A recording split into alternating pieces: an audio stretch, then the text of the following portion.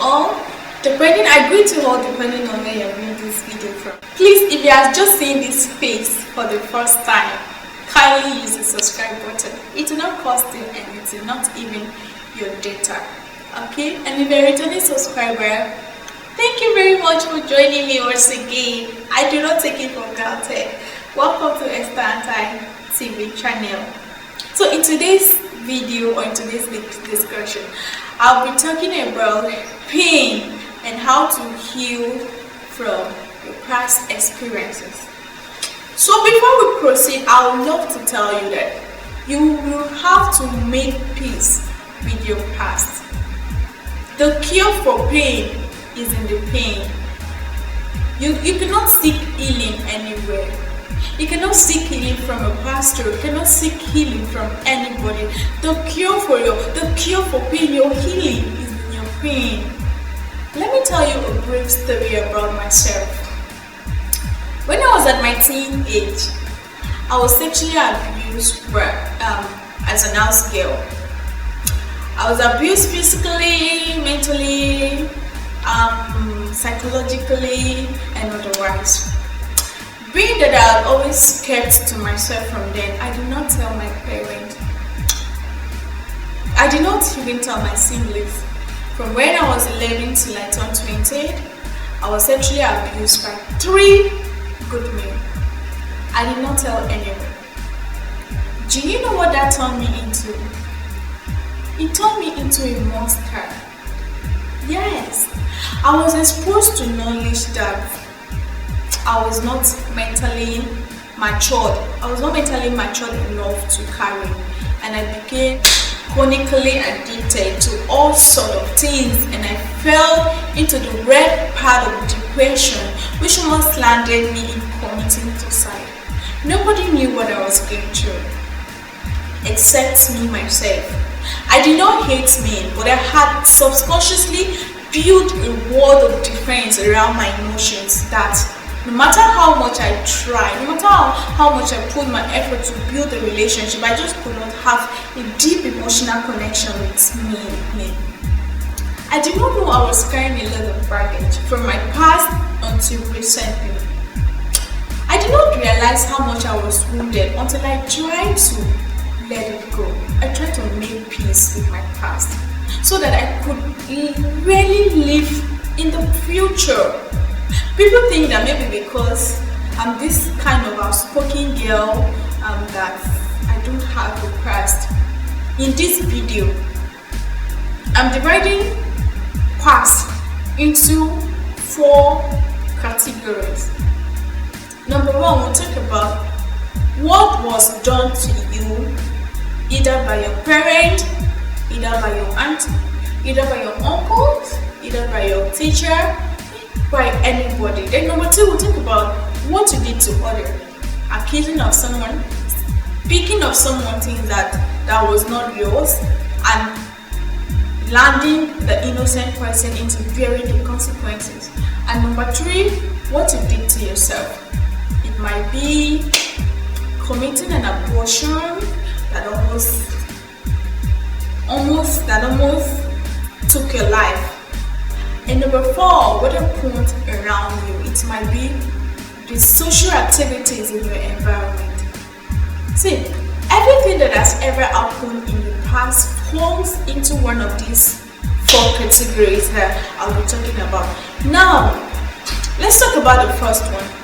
What was done to you? Like the story that I shared with you. A part of my past falls in this category. Yes. The past might be a sexually abusive one like mine, or emotionally abused that has damaged your self-esteem and sense of worth. It could be neglect from the people you love, just like my story too. Yes, my father neglected us, and this has made me withdrawn so much from people. It could be physical abuse from your parent. Everything that has ever happened in your past falls into one of these categories. What you did to others. This is anything you did that might have affected others directly or indirectly. It could be as friends, maybe betraying your friend, accusing someone of stealing your thing, taking something that did not belong to you and someone else was made to bear the consequences, and the person take the blame instead of you. Not treating others kindly and a whole lot of more. This is the kind of past that makes us unhealed with guilt and makes us tag ourselves terrible and horrible people, especially when we are in our secret room or when we are in our room, we are left alone. We tag ourselves, why am I so horrible? Why am I so terrible? So number 3, we'll now look at what you did to yourself. This is an action, a call for decision. Maybe a decision you made that negatively affects you now. Or not, but which. But there's some decision that you did not do it intentionally, but which you did not do it. It's just which you did not do it. Most times, such secrets it remains with us because we cannot stand the shame. We cannot conceive the thought. We cannot face another person knowing about these terrible things we did. We cannot just open up to tell people about these terrible things we did in our secret place. Maybe you committed an abortion, and several years after, you are still living in guilt. You are still blaming yourself about it. No one knows about it though, but you are dying alone. You are dying inside of you. You are dying every day. This kind of past makes us feel so unworthy of living and quite useless. Let's look at the next one. What happened around you? If it is in your past, it concerns you one way or the other. Yes, this is a past where your environment play a very vital role in the person that you are today. It could be growing up in a broken home where it was always toxic in the house with your parents every time. It could be growing up in an environment where drugs violence was the order of the day. This is the kind of past that makes us cold and hardened person. But you see, no matter what your past consists, no matter what your past carry on, if you don't make peace with it, you will not find. If you don't make peace with your past, you find that you always get stuck in the box of bitterness, in the box of anger, in the box of pain, in the box of hatred, in the box of regret. You see that it is almost impossible to enjoy the life that you are currently having. You want to make a headway, like you want to become a good person and not a terrible person, right? But you just cannot. Why? It is because you are expending your energy for the present on the memories of your past. I was this type that I was always scared of speaking. Speaking was a problem to me. I was always indoor. I felt as if I was so worthy to live on earth.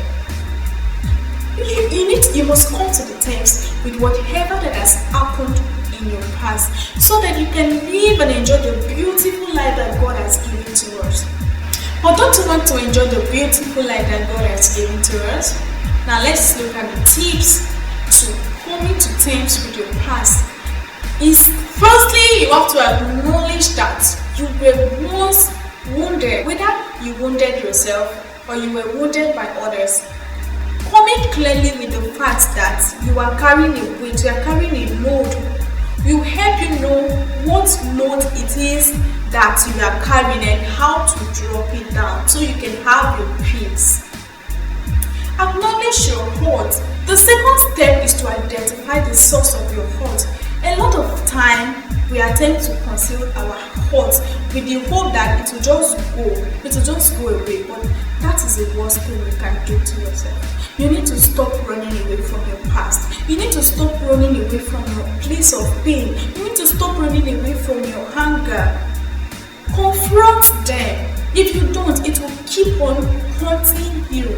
Look at that wound again and acknowledge that it is very hurtful and so painful.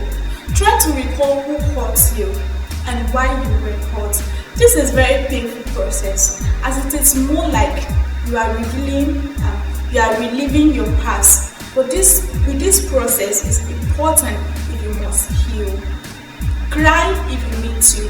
Yes, I cry almost every day. I cried almost every day. Cry if you need to, but don't leave your heart attended to. The third step is to seek and extend forgiveness. Seek forgiveness from God first for the unwise decisions you made that you regret, or for carrying bitterness and so much anger in you all these years. Where possible, seek forgiveness from the people you've hurt. Extend forgiveness to the people who hurt you, whether they ask for it or not, whether they are living or dead. Extend forgiveness. Extend forgiveness to that your boss that harassed you. Extend forgiveness to that your uncle that abused you physically, emotionally, and verbally. Extend forgiveness to that your auntie. Extend forgiveness to that your boyfriend that maltreated you, that impregnated you and denied you. Extend forgiveness to anybody that molested you sexually as a child. Extend forgiveness to that your parents that abuse you physically, verbally, and emotionally, to the extent that you feel so worthless going through life and you regretted having them as a parent. Extend forgiveness. Extend forgiveness to all the people who contributed to this wholehearted person that you've become. I know it is hard. Yes, it's hard, it's painful, and it's going to be hurtful, but you need to, okay? You are not doing it for them, but it is for your own mental health, for the sake of your peace and your sanity. You are choosing to forgive them because you deserve to be happy. Or don't you deserve to be happy?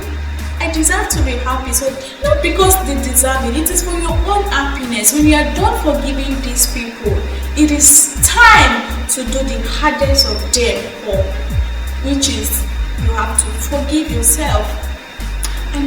Forgive yourself. This is the fourth step you need to take towards healing, and it is probably the hardest to do because you just cannot seem to get past the fact that you made that terrible mistakes.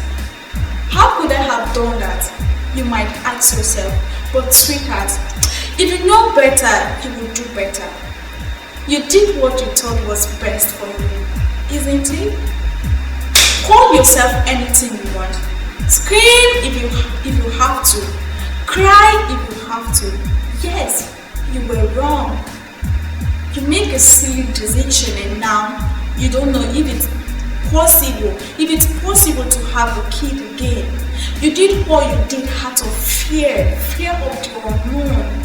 Because you were sad, but you can now see how much you have grown over these past few years. You feel so horrible now because you now have a better sense of judgment. Because you are now wiser.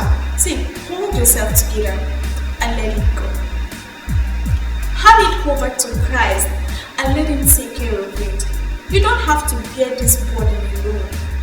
He has already promised us in His scripture to take care of every care, every burden, every fear, every guilt, every sadness, every shame, and all. Lay them all at the feet of Christ. Once you are done, dry off your tears, take a bath, and click next on your life button. Hold your hands up high and hone your story. Oh, this is not going to happen overnight. But if you commit to the healing process, I promise you will see that the freedom you get from this will be so worth every tears you've shed in the past 20 years or in the past 10 years. Don't let your past divide you. I allowed mine to divide me, but not anymore. Not any longer. I know better now, and I'm doing so much better, committing to gaining new knowledge and building new relationships. You are God's desire. I know the journey is still very far, and I know the journey might not be smooth because even Jesus Christ said in His word that the journey will not be smooth. So get in the driver's seat of your life and ride hard so that you can have the life you've ever wanted to have. I hope this video helped you in one way or the other, and I pray for anybody that might have been a victim of any form of abuse. I pray for quick healing, and I pray for the grace to let it go. Just let it go for your own happiness, okay? I love you so much and I'll always be there for you. Goodbye.